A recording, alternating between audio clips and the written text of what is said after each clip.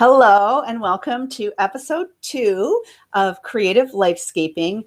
And I'm excited for you to join us this week. This week, I call it a mostly live presentation. So this week is going to be recorded. We're going to embrace the uncertainty because I am currently, if you're watching this on August the 11th, I'm currently hiking in the backcountry with no service. So hopefully you are enjoying this today. It is my great pleasure today to welcome my guest, Natasha Purnell. Let's bring her on here now. Hi, Natasha. How are you? Good, Carolyn. How are you? Oh, I'm great. Thank you. I'm so excited for you to be here. And we met through a conference. So I think the Women in Insurance Canada event, we connected.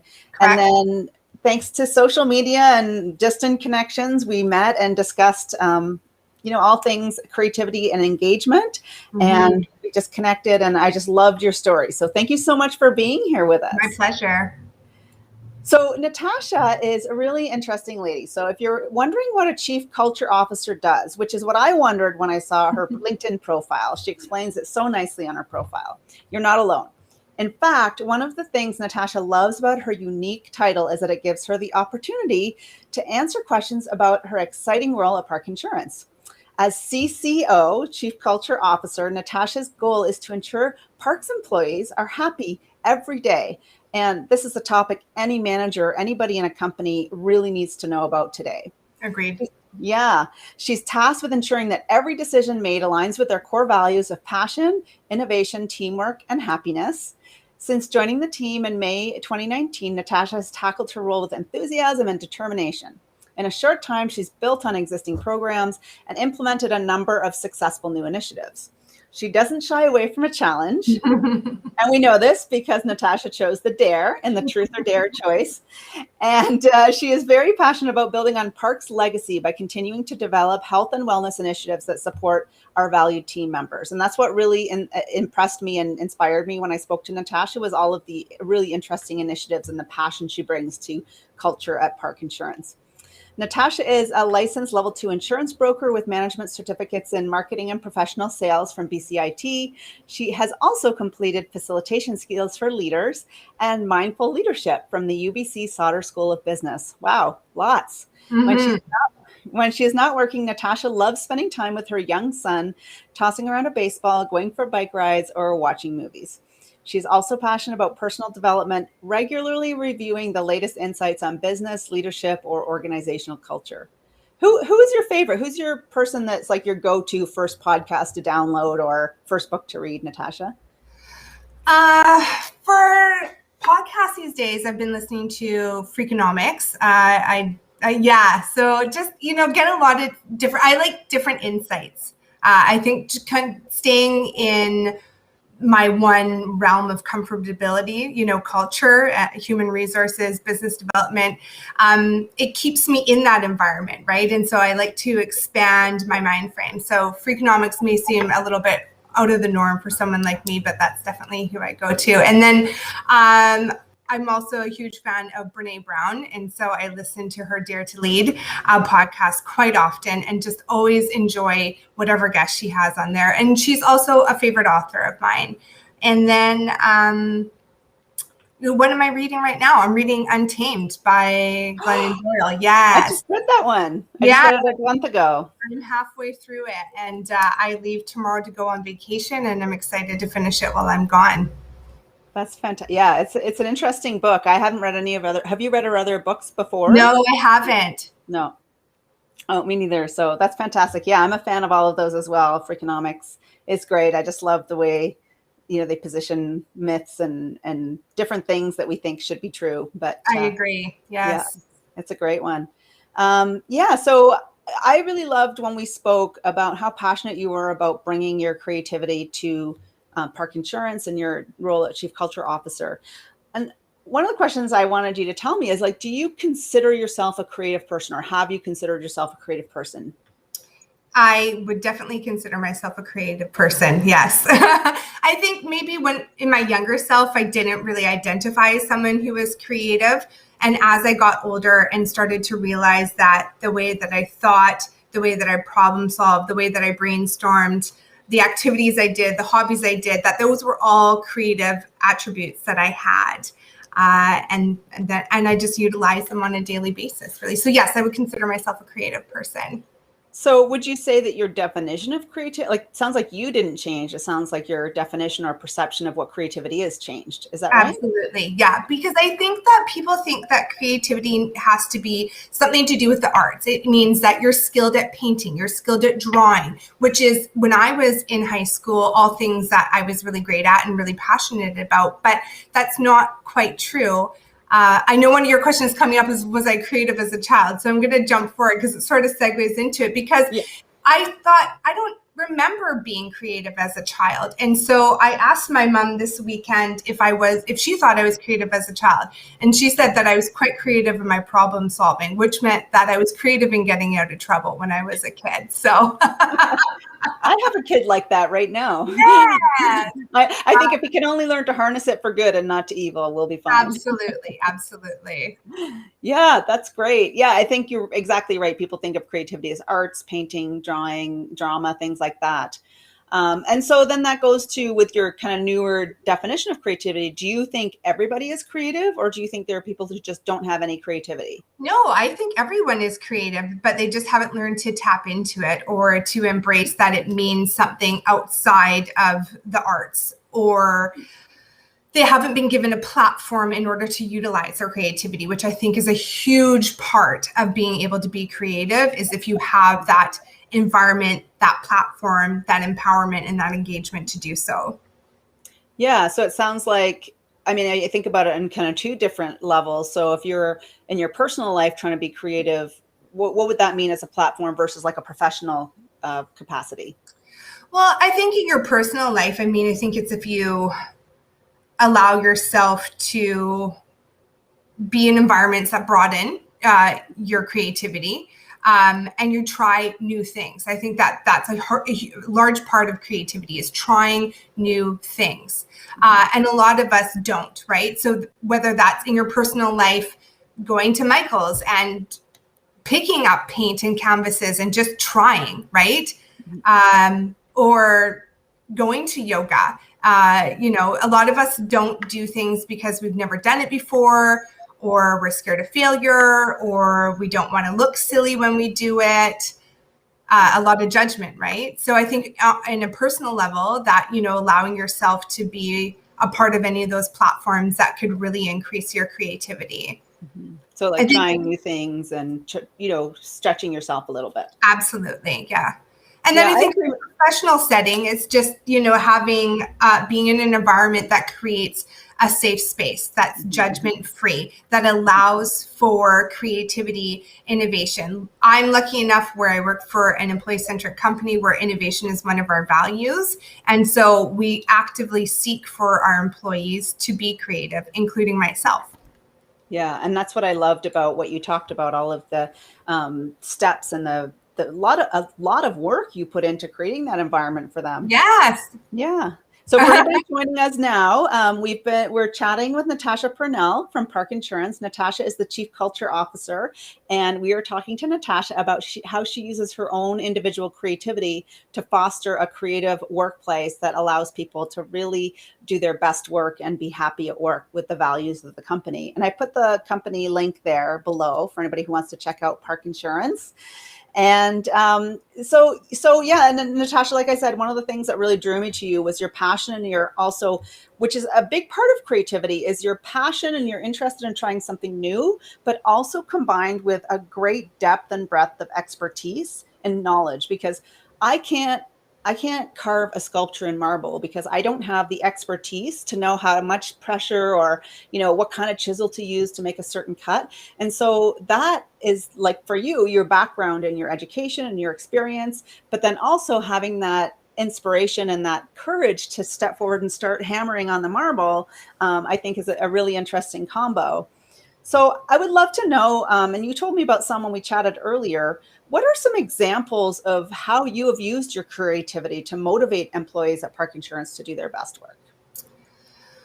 I think a lot of it is I have crazy ideas and I just roll with them.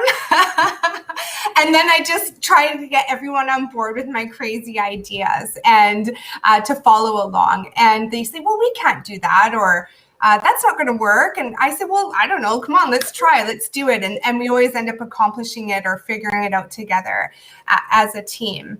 Even one of the very first things I did at Park Insurance, which will always resonate with me, which, I think really helped build my, my confidence in being creative in my role, was we have a lot of health and wellness initiatives at Park Insurance, and I'm tasked with growing those initiatives. And I thought, well, we're healthy. We have like a 20-minute walking break for everyone a day, but we could be doing more. And I saw online this company that planked every day at 11 o'clock. They literally just got down and they planked every day at 11. I thought, that's cool. And so I thought, well, why can't we do that? We should do that. And so I started researching about planking and the benefits of it and how you build stamina. And so I challenged the whole entire company to do a 12-week plank challenge. And we met every day at 11 o'clock. We just quickly gathered in the open area of our office and we got down on the floor and we planked. And we started at 10 seconds and we grew every week. And the end goal was to be planking for 2 minutes. And I didn't know if we could do it. I certainly couldn't plank for 2 minutes. And I was, I was scared asking all these people to join me on this journey. And you know what, Carolyn, at the end of 12 weeks, I think, we were planking for 2 minutes. And it was fantastic. And we kept it up for such a long time, right? So just an example of just, I have ideas. They're not necessarily always new ideas. I think that creativity really is just bringing your ideas to reality. But most of the time, I'm not recreating the wheel here. I'm taking an idea of something I saw, heard, thought of, imagined, and I'm just trying to reformat it and pivot it to be Park, right? Yeah. And that's a key element of creativity. I think so many people, like speakers and authors, they feel like it has to be something novel, or even in a business setting, to bring a new idea forward.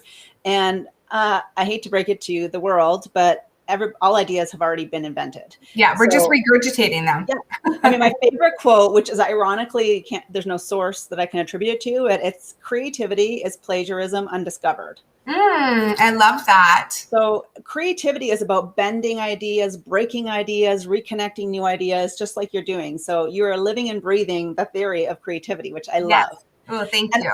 I'd love to know, in your planking example, were people resistant? And then how did that weekly challenge, even for people who are maybe a little bit resistant, how did they then, what did you see the shift, if anything, after that challenge? So I definitely saw resistance at first, people saying, we can't do that. We can't get to 2 minutes. And I said, well, let's just try it anyways, right? Like, what's the harm if we don't work? If it doesn't work, it doesn't work, right? Then we think of something else and we try something else, we start over. And so they sort of begrudgingly sort of came. And there were some weeks where I had to walk around the office and round everyone up and go, okay, come on, right? And I think they came to appease me, to make me be quiet, right? And fine, if we don't go, she's going to keep nagging us, right? And then what I saw was the shift in that people were they were accomplishing it and they were doing it and they were feeling better about themselves. And it was building their confidence. It was building their trust in me, the trust together as a whole entire team, right? I think that vulnerability is a huge part of being creative. And I think it showed them that they could be vulnerable and that was okay, because there was no judgment and it was a safe space.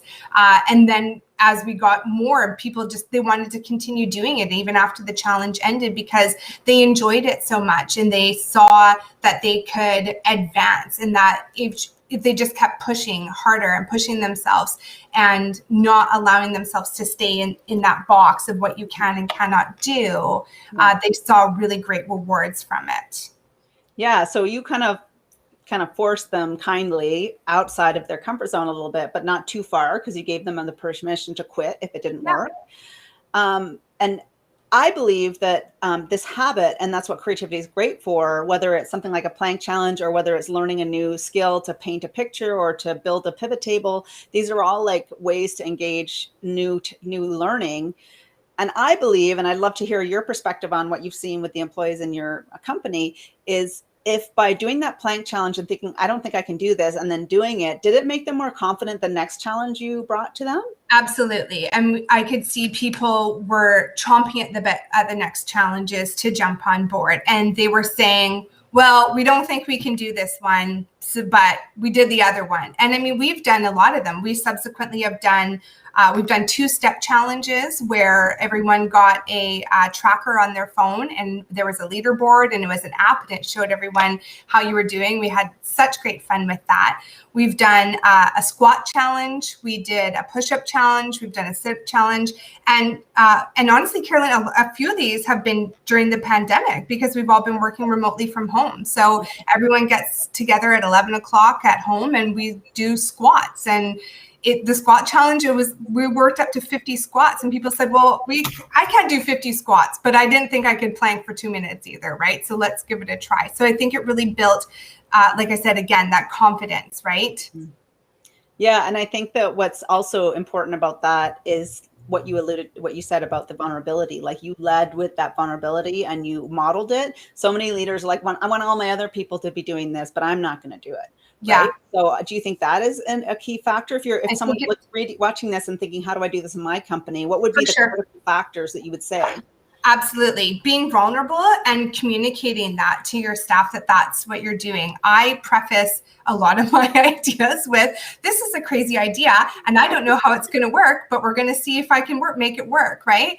And at the end of the day, I say to them, if it doesn't end up working, then we can all just have a good laugh and reminisce later on in life about, hey, remember that time Natasha had that crazy idea and we tried to do this and it didn't work out? Like, and then that's it too, right? Celebrating, I'm vocal about, let's celebrate our failures, right? If it doesn't work out, that's okay too, right? At least we tried. The definition of insanity is doing the same thing over and over and over and expecting different results, right? And so, if you can get comfortable being uncomfortable and trying different things, that's when you can see such great development and growth. Yeah, I love that. And I think what we had talked about before and what you've mentioned already is how important psychological safety and that safe place is to do that. And as a leader, by showing that I'm going to maybe make a mistake and it's okay, I think would that make employees and your team more comfortable to make those suggestions and mistakes? Absolutely. I think it does. And I think, we built programs around innovation and about asking our staff to give us their ideas and be creative and think outside the box about changes that we can make within our organization. And, we survey them on a quarterly basis, asking them their opinion. And one of the big things is that we acknowledge them, right? So we acknowledge that they've given us an idea, and then we try to implement it and we involve them in it. And I think that shows them that it's okay to be creative, it's okay to be innovative, and that my ideas are welcomed. And so they want to give them to us on a consistent basis, and that they do know, like you said, a psychological safe space. They know it's a safe space, and that they can say, hey, I don't like these blue pens, they suck, right? I want black pens instead. And no one's going to be judgmental of them for saying that. Yeah. Yeah, I love that. And I think that idea of like facing uncertainty and being confident despite a rapidly changing environment, and creativity and safety all are like a big tangle of yarn together that all need each other to work, for sure.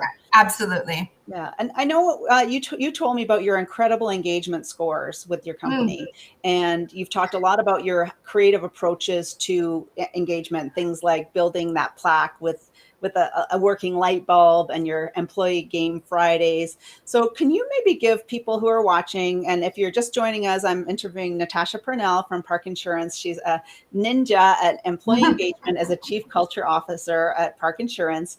And we're talking about, like, maybe if you have your top 3, like either actions or mindsets, or the top three things that you feel has moved the needle to that, and maybe talk a little bit more about the engagement score at Park Insurance. Right. So our current employee engagement satisfaction survey yielded us a 94% satisfaction rate, which is huge. And I'm super proud of that, and proud of our leadership team and everyone that works for Park and Insurance, because it's not just me, it's a collaborative joint effort. I couldn't do it all on my own. One of the key things that we do is we do survey our employees on a quarterly basis, and we ask them essentially the same 32 questions every quarter. And it asks them questions about, do they feel valued for the work that they do? How, what do they feel the culture is at Park Insurance? Are they given the tools and equipment they need to succeed? Do they feel like their voice matters? So we ask them all of these questions. And then there's obviously areas where they can give us their feedback. It's completely anonymous, so it's a safe zone for them to be able to say whatever they want, and not feel that would, somehow be reflected on them negatively. Not that it ever would be.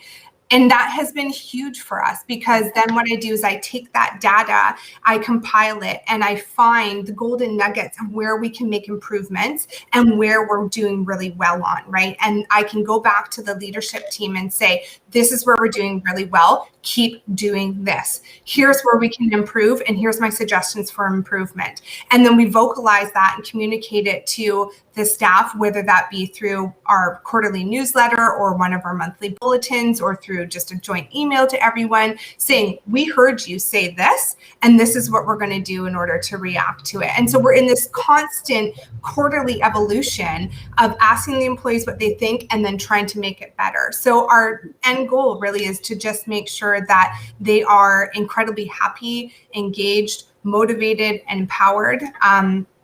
We're an employee-centric company where we really feel happy employees equals happy clients. And it's really that simple. I think I have the easiest job. I just take care of 40 people really well, and they take care of thousands of clients really well for me. That's a lot easier than me trying to take care of thousands of clients, right? Yeah. So that would be huge. Another one is, showing your employees you care by doing something different for them. Again, new to you. It doesn't need to be new to the whole entire world, right? So just new to you, and creating opportunities and events for them to have fun, to be engaged, to be excited about, something to look forward to, something to talk about after, something that will allow them to have collaboration, something that rewards them, something that shows them our appreciation for them. And we do that through a variety of different, we do, 2 annual staff appreciation events. We've never let those falter, even during the pandemic. We just pivoted them to be online, and we ended up having just epic online parties that I didn't even know could exist. Yeah, so that would be another big one that I would say that to do to increase your employee engagement. Yeah, I love that. I mean, it sounds like what you're doing is asking them what they think, actually doing something about it and looking at it, and then trying to use your creativity to target your specific events and prioritize that you're telling them. Like, there's nothing worse than someone asking you what you think and then completely ignoring it. Absolutely. So I would think that would be a huge, as an employee, I'd be like, why am I filling this out if they don't ever listen? So yeah, I think that's key for sure. So one of the other questions I wanted to ask you is, like, because I know that you are very creative and you're seeking in your culture people who are willing to take risks. So is creativity or these types of attributes we've talked about, is this something that you deliberately seek in candidates at Park Insurance? I think so. I have a very unique interview process. I'm always the first person to interview. I ask a very brief set of hard skill questions, because as an insurance broker, I can teach you how to sell insurance, how to learn manuals, how to learn broker portals, et cetera, et cetera. But I can't teach you how to be creative and how to be fun and how to be connected and communicate and be a culture ambassador. So I'm looking for that when I interview people. And some of the questions that I ask people are, on a scale of 1 to 10, how weird are you? And if they go, right? Is anyone giving you a 10? Yeah. Someone giving you a 10? Yeah, someone's given me a 10 before. Yeah. But if they laugh, and then I say, why? Why do you say that? And then we open up engagement and conversation about that. I'll say, if you could be any animal, what would you be and why? And so, sometimes I do get dog and cat answers, and that's absolutely fine. But then I'm asking why, right? And so I'm looking for creative answers, or something that's different, or something that's unique. Again, and then one of the last ones I asked them is, if I give you $1,000 to plan a company event, a team building event, what would it be? And again, why? And so if you just say, oh, I'd take everyone out for lunch. I mean, they may be a fabulous person, but they're not maybe the type of creativity level that we may be looking for, because we really are looking to bring people into our team who are innovative and are creative. We want people who are going to get along and fit in, but we will also want them to be different, right? Because if we hired everyone that was just like me, we would have no diversity inclusion within our company.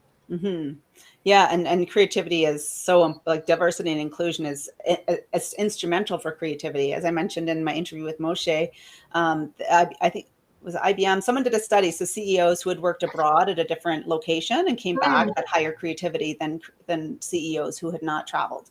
So having a diverse, multicultural, demographic, neurodiverse workplace, it does definitely help with creativity, but it must be a fine balance with maintaining a culture as well. So that's a really interesting balance. One of the things I want to know, because I know that you are so willing to step into failure, like if it doesn't work, it's fine. Has there been something that hasn't worked, and how did that go, and what happened? I'm going to be honest, and not to float my own boat, but it's all worked out. I honestly haven't, especially in this role, haven't had any massive failures. I've had failures in life. Once upon a time, many moons ago, I owned a restaurant for 5 years and it didn't work out. I had to close it, right? That was, that didn't work out. That didn't go as planned, right? I will say this though, failures are just really great opportunities for you to learn from experiences. And so I took away, I would never be in this position I am right now if I didn't have that failure back then, right? So, and so I've been very lucky though over the past 2 years at Park Insurance, where all my risk taking has landed well. That's great. And has there been a time where it landed well? So you said, well, if it doesn't work, we'll change it. Like, has there been something you started and then some people might call it a failure, but you had to tweak it or adjust it a little bit? Or basically once people are like, okay, fine, we'll go along, Natasha, does it just kind of work out? Yeah, most of the time it does work out, but I have had to pivot and change things because my ideas are just an idea, right? And so the construct of it is a team thing. And so other ideas come into play, or different challenges that I didn't maybe quite discern before. And so I think that when I put things out there, it has a formula for us to follow, but it's not set in stone. Does that make sense? Yeah. There's some flexibility in there. Absolutely. Sure, so. You have to be flexible with this stuff. I mean, it's most certainly a good idea to have a concrete plan, linear about where you're going to go from A to Z, but you have to be able to be flexible and roll with the punches. Yeah. And it's interesting because when I talk to you, I don't feel like you're a person that is afraid of failure. I'm sure we all have our little voices. But I'm wondering, what do you feel like are your biggest obstacles to creativity? And how do you overcome them, or have you overcome them?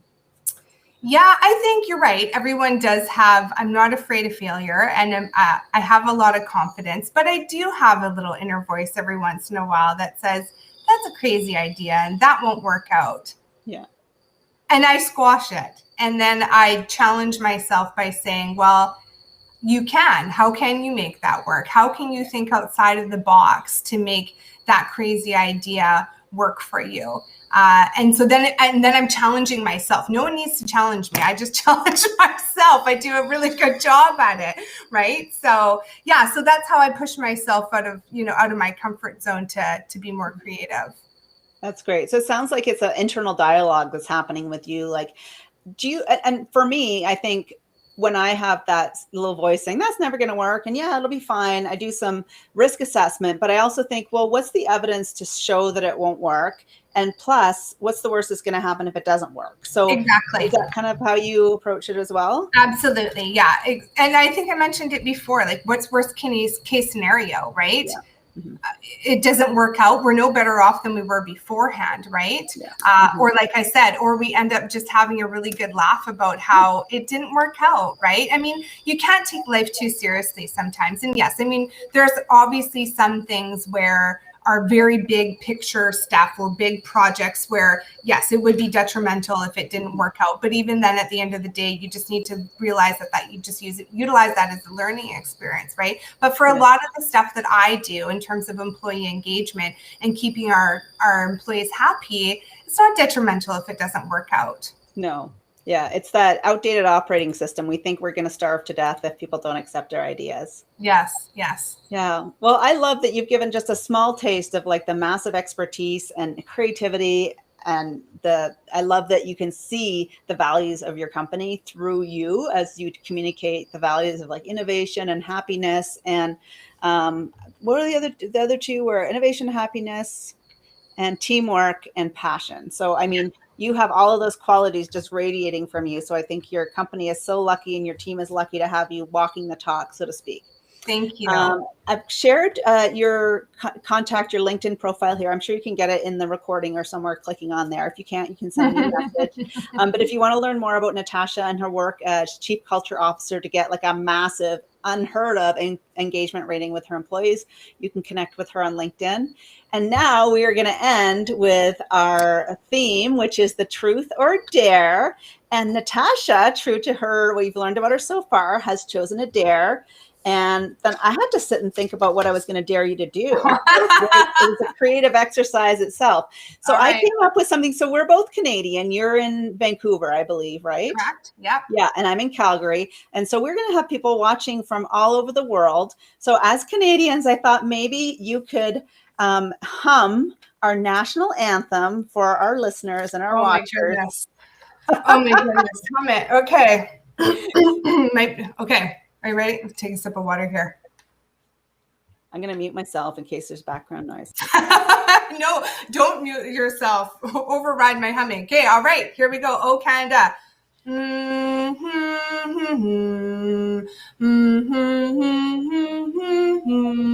my goodness, I don't even know it. Edit that part out. That's good. No, we're not editing that out. That's the failure, right?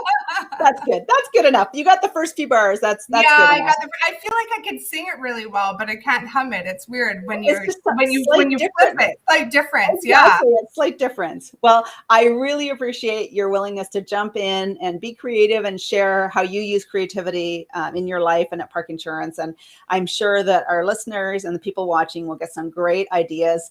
And feel free to connect with Natasha. Every week, we're going to be doing an interview with someone who's in a not really creative role, but who's using their creativity to make themselves a better human. So thank you so much, Natasha, for being a better human with me. And hope to see you again soon. Yes, thank you so much for having me. It's been a blast. I really enjoyed our time together. It's been fun. And what's the worst that can happen, right? Yes. You screw up humming "Oh Canada." Oh well. You did screw up. If you hadn't said anything, no one would have known. Oh, I love it. Okay, bye everybody.